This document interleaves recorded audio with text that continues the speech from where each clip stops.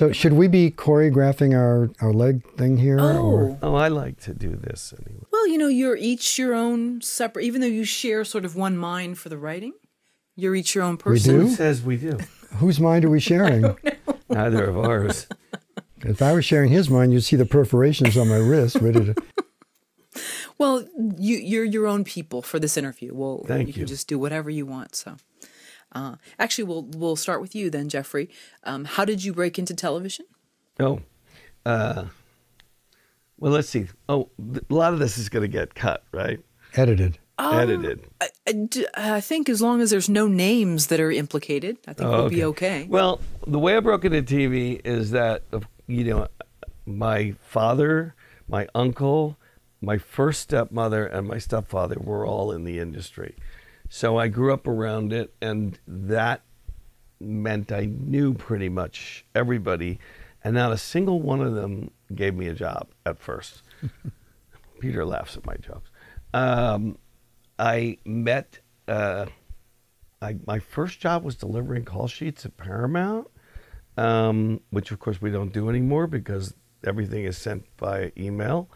Then one of my dad's writing partners was a guy named Al Levitt. His real name was Al Levitt. He was blacklisted. He and his wife were blacklisted, and they wrote under the name of Tom and Helen August. And many years later, when the blacklist was over, and my dad was gray-listed, which meant you were associated with, I don't think I've told the story before, that if you were gray-listed, you were at some point probably going to be called before the committee.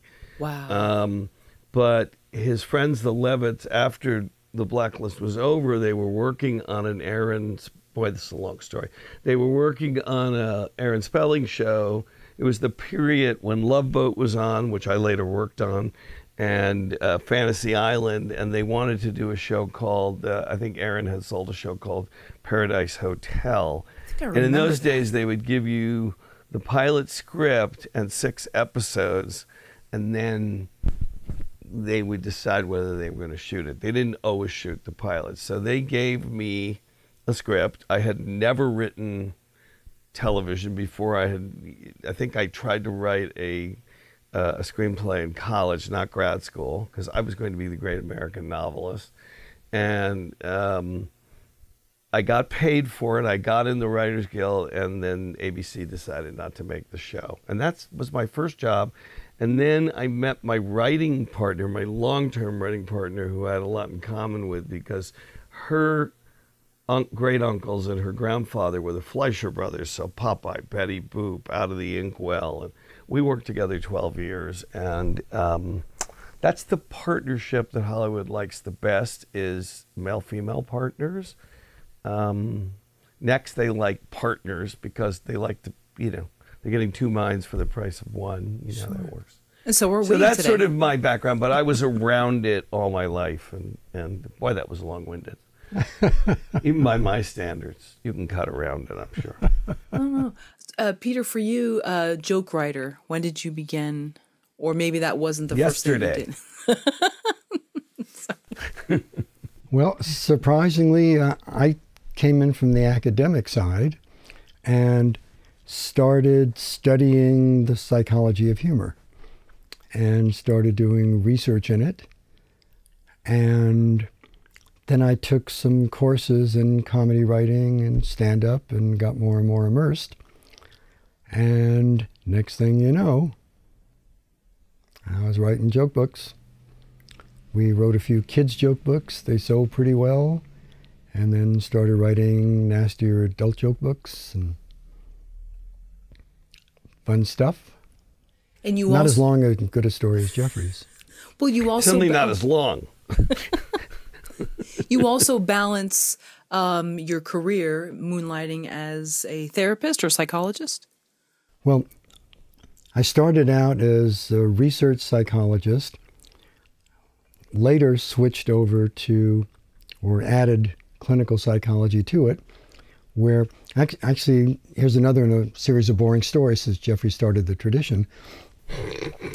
I developed a course called Instructional Humor, which was a course for public speakers and how to use humor to get their point across. And in doing that, I watched how nervous students would get when they had to get up and deliver anything. This is how I got interested in stage fright. Okay, interesting. Is there room for jokes when you're doing clinical research amongst the colleagues, or that's where you got your material from? Interestingly, stories help people remember things. When I was a professor, anything I wanted students to remember, I had to come up with a clever, funny example or a clever, funny story to get them to remember the concept. Otherwise, so it's a survival skill. The way the mind works, it remembers stories better than facts. Oh, interesting. And That explains. So, I'm sorry. Oh, no, go I was just saying that explains about history and science for me. Not really. Sorry. Have either of you tried stand-up? I think I remember you saying that you had. My first writing partner, Julie Fleischer, had been in. I don't know. You guys came here too late, but the Kentucky Fried Theater was sort of the thing of the moment, and they did improv shows, which were scripted. Actually, I found out later, and then they would do some improving with the audience, and their parents staked them. The guys who went on and made Airplane later, the Zucker Abrams.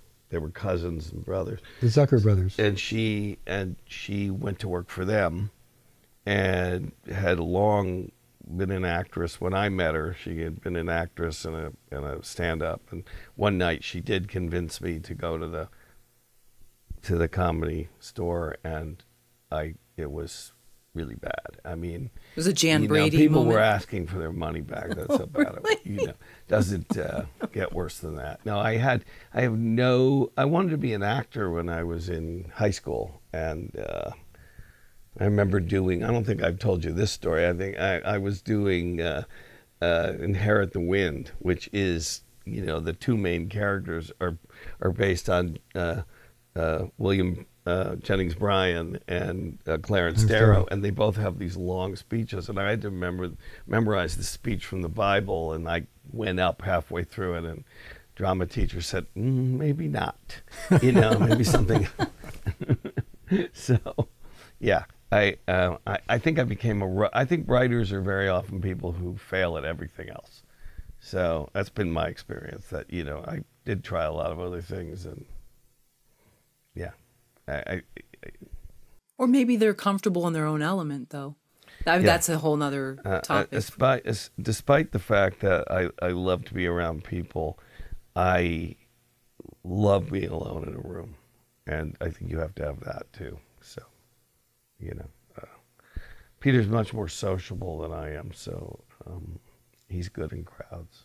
But I remember taking a stand-up class, and the first day the instructor got up and said, "Comedy is a really aggressive art form. If you can't take it, get out." Which kind of stuck with me, and the couple of times I got up there and tried it, I said, harder than it looks on TV. But my wife plays the accordion, and we play in a group together, and I get to write the songs in genres that accordion plays with an attempt to make them be funny, and I get to do all the patter between there, which satisfies my need to do that. Okay. But again, you feel comfortable behind a typewriter or a computer, is that? As we say in Hollywood, I go both ways. Oh. She's been waiting all week to say that. Yes, I'm not sure how to answer that. Okay. Don't try. Take some advice.